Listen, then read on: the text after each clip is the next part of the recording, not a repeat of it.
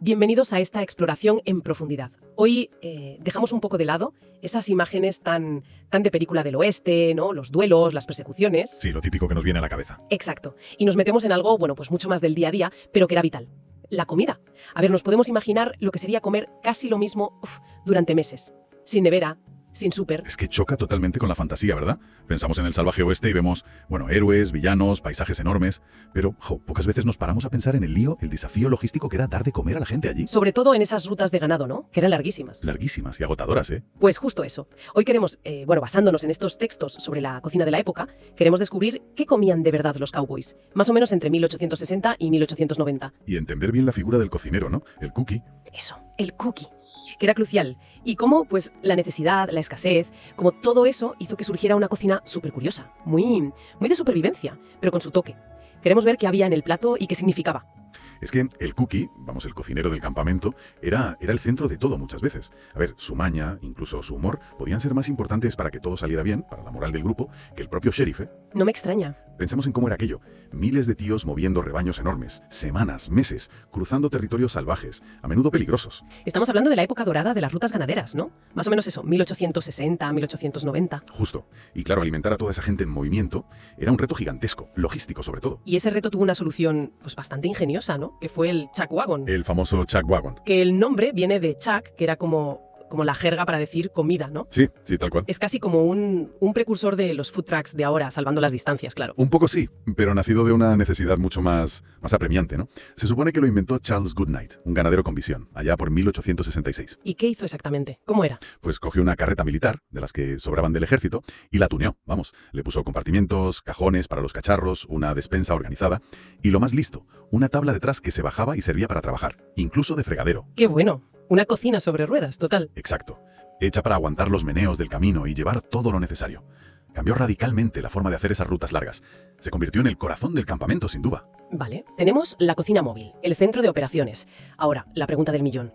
¿Qué salía de ahí día sí y día también? Porque los textos hablan de una dieta que, vista hoy, parece súper limitada, ¿no? Casi de castigo.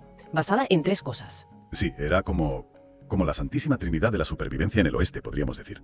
Lo primero, indiscutible, los frijoles. Frijoles. Principalmente los pintos. Eran la base de casi todo. Desayuno, comida, cena. Daba igual. ¿Y por qué tanto frijol? Pues por una combinación ganadora. Baratos, llenaban, se transportaban y guardaban fácil y aguantaban muchísimo. Se cocinaban a fuego lento, horas y horas, en ollas grandes de hierro, ahí sobre las brasas. Compramos hoy. Nada que ver. Aquel tocino era carne de cerdo curada con muchísima sal. Muchísima. Era un método de conservación. Bueno, brutal, pero funcionaba. La carne aguantaba meses sin frío. ¿Y cómo era? Muy salado. Saladísimo. Y duro. Había que dejarlo en remojo o cocinarlo un montón. No era una delicatessen, vamos, pero daba esa grasa necesaria y un sabor fuerte a los frijoles. Era combustible más que otra cosa. Vale. Frijoles y tocino salado. ¿Qué más? El segundo elemento clave. El café. El café, sí. Y no uno cualquiera. Había una marca que arrasaba. Arbuckle's Ariosa Coffee. Que tenía sus cosas raras, ¿no? Sí, era muy particular. Lo que hacía Arbuckle's era cubrir los granos de café con una mezcla patentada de, atención, azúcar, clara de huevo y musgo irlandés. ¿Musgo irlandés? ¿Un alga? Un alga, sí. Según ellos, esta capa sellaba el grano y conservaba el aroma y el sabor durante el transporte. Era largo y movido. Venían paquetes de 1 libra, fácil de repartir. ¿Y la estrategia de marketing? Que me parece genial. Cada paquete traía un caramelito de menta. Exacto. Y como moler el café cada día era un rollo, un trabajo pesado que nadie quería, Pues el que lo hacía. se quedaba con el caramelo. Un detallito, pero funcionaba de maravilla en aquel ambiente tan básico. Un momentito dulce en un día duro. Eso es. Y el tercer pilar de la dieta, el pan. Claro, levadura fresca, olvídate. Imposible. Entonces, Pues tiraban de masa madre, el sourdough starter. la masa madre. Ese cultivo de harina y agua que fermenta solo. Exacto. Un fermento natural que el cocinero cuidaba con un mimo casi religioso. Era algo vivo. Había que alimentarlo, protegerlo del frío, del calor. He leído historias de cocineros que dormían con el tarro de masa madre pegado al cuerpo en las noches frías, para que no se muriera. Sí, se cuenta eso. Te da una idea de lo valiosa que era. Desde luego. ¿Y qué hacían con ella? Pues las famosas sourdough biscuits, que no son galletas dulces, ¿eh? Son más bien unos panecillos densos con ese sabor ácido típico de la masa madre. Que comparado con lo demás... Era un lujo. Recién hechos en un horno holandés, sobre las brasas. Un pequeño placer que rompía la monotonía. Así que ahí tienes la base. Frijoles, café Arbuckle's y pan de masa madre. Una base bastante espartana, la verdad. Pero claro, necesitaban proteína más potente, sobre todo si no había caza o no daba tiempo. Y aquí entran las carnes conservadas, ¿no? Otro ejemplo de inventiva por necesidad pura. Totalmente. Lo más común era el jerky, la carne seca. Pero ojo, que tampoco es el jerky de ahora, blandito y con sabores. Para nada. El jerky del oeste era funcional 100%. Se hacía con búfalo o vaca, cortada en tiras finísimas, se salaba mucho y se dejaba secar al sol días, o sobre un fuego muy bajo. ¿Y el resultado? Pues una carne sequísima, dura como el cuero, vamos. Casi como masticar madera con sal. Madre mía. Poco apetecible hoy, pero cumplía su función. Proteína concentrada, ligera, no se estropeaba, se llevaba fácil en la bolsa para comer montado a caballo. Pura supervivencia. Ya veo. ¿Y había algo más? En plan, proteína duradera. Sí, había otra cosa aún más concentrada y que aguantaba más todavía. El pemmican. Esto era una herencia directa de los indios americanos. El pemmican. Suena casi a leyenda. Pues era real, y era un superalimento de la época, diseñado para aguantar y dar energía. ¿Y cómo se hacía? ¿Qué llevaba? Era un curro, ¿eh? Primero secaban carne magra de bisonte normalmente hasta que se rompía. Luego la machacaban hasta hacerla polvo. Polvo de carne. Sí. Y ese polvo lo mezclaban con grasa animal derretida, sebo de bisonte o de vaca, más o menos mitad y mitad. A veces le añadían bayas secas machacadas, arándanos o cerezas silvestres para dar algo de sabor y vitaminas. Y todo eso se prensaba en bloques compactos. ¿Y duraba mucho? Años, décadas incluso si estaba bien hecho. Era una bomba calórica y nutritiva. Un trocito pequeño te daba una energía tremenda. Por eso luego lo usaron los exploradores polares y tal. ¿Y el sabor? Pues, según dicen, bastante monótono y grasiento. Pero bueno, el valor nutricional y lo que aguantaba, eso era lo importante. La barrita energética original, pero en plan rústico total. Y hablando de dureza y de aguantar, el hardtack, esas galletas. Uf, el hardtack. Eso sí que era hulo. Harina, agua y sal. Y ya está, horneado hasta quedar como una piedra. También se llamaba galleta de barco, ¿no? O rompemuelas. Sí. Y lo de rompemuelas no era broma. Aguantaban tanto que hay historias, que seguramente son verdad, de soldados en la guerra civil comiendo hardtack de la guerra de 1812. Medio siglo antes, increíble. Pero ¿cómo se comían eso? Morderlo debía ser jugarte un diente. Claro, era un peligro. Lo normal era dejarlo un buen rato en remojo, en café, en sopa, en agua, hasta que se ablandaba un poco. O romperlo en cachitos y echarlo a los guisos. Eran calorías baratas y duraderas, pero vamos, lo más básico de lo básico. Pura subsistencia. Pero bueno, no todo iba a ser tan austero, ¿no? Habría platos con más chicha, con más sabor, que animaran un poco al personal después de la paliza del día. Claro que sí. Ahí es donde el cookie se lucía y se ganaba el respeto. Y el plato estrella, vamos, sin discusión, era el chili con carne. Ah, el chili. Eso ya suena mejor. Ese sí tenía alma. Nacido ahí, en la frontera entre Texas y México. Era un guiso potente, de los que reconfortan. ¿Qué llevaba? Pues carne picada o en trocitos, normalmente de ternera, bastantes chiles secos diferentes que le daban el picante y el sabor complejo, los frijoles de siempre, a veces tomates y había, cebolla y especias, que ahí cada cocinero tenía su secreto. Y se hacía a fuego lento, imagino. Horas en la olla de hierro sobre las brasas. Exacto. El olor que soltaba eso al atardecer debía ser la mejor bienvenida al campamento. Quedaba un guiso espeso, sabroso, picantito. Ideal para recuperar fuerzas y calentarse. Tenía que ser el momento cumbre del día. Totalmente. Y había mucho orgullo con el chili, ¿eh? Cada cocinero con su receta secreta, que si la había heredado o que si la había mejorado. Había pique sano por hacer el mejor chili de la ruta. Y esa tradición ha llegado hasta hoy en Texas, ¿no? Con los concursos de chili y los chili cook-offs. Exacto. Es un legado directísimo de aquellas hogueras del oeste. Una pasada cómo ha perdurado. Y además del chili, había otro guiso famoso, aunque con un nombre bastante más gráfico, ¿no? El sonofabich stew. Sí, el guiso hijo de perra literalmente. Suena fuerte, ¿verdad? Un poco, sí. Pero refleja muy bien cómo eran las cosas. Pragmatismo puro. Ese guiso era la filosofía de aquí no se tira nada, hecha comida. ¿Y de qué iba? Se usaba para un ternero huérfano.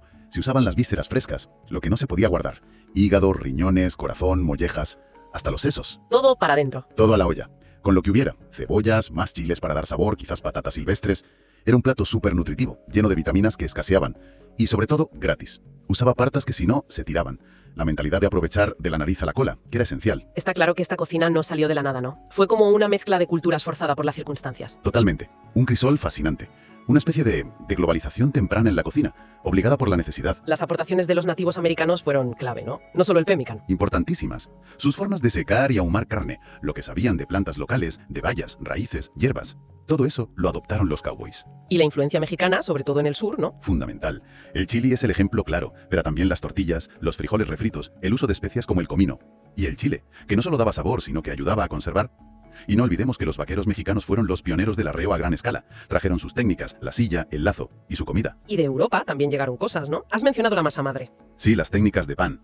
La masa madre, aunque es antiquísima, parece que se puso muy de moda en el oeste con la fiebre del oro en California. Muchos buscadores eran europeos, franceses por ejemplo. De ahí podría venir lo de sourdough, masa ácida. Al final la comida era lo que unía a todos, ¿no? Pues sí, alrededor de la hoguera, comiendo lo mismo. Daba un poco igual de dónde venías, qué idioma hablabas, al menos por un rato. Era como la democracia del hambre compartida, ¿sabes? La necesidad de colaborar para salir adelante. La comida unía, sí. Vamos a intentar visualizarlo mejor. ¿Cómo sería un día normal para un cowboy? Pero centrándonos en la comida, en el chuck wagon. Empezaba muy temprano, ¿no? Antes de amanecer. Tempranísimo. El cookie se levantaba el primero, sobre las 3 o 4 de la mañana, siempre. Lo primero, reavivar el fuego o hacer uno nuevo. Y enseguida, la cafetera gigante al fuego. Ese olor a café debía ser la señal de empezar el día. La auténtica Diana, sí. Ese olor a café fuerte, amargo, flotando en el aire frío del amanecer, era la llamada para que los demás se levantaran.